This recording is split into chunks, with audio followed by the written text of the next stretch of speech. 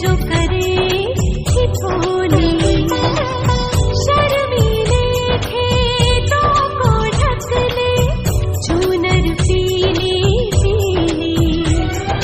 घूंघट में रंग पनघट में रंग चम चम चमकीला, देश रंगीला रंगीला देश मेरा रंगीला, देश रंगीला रंगीला देश मेरा रंगीला।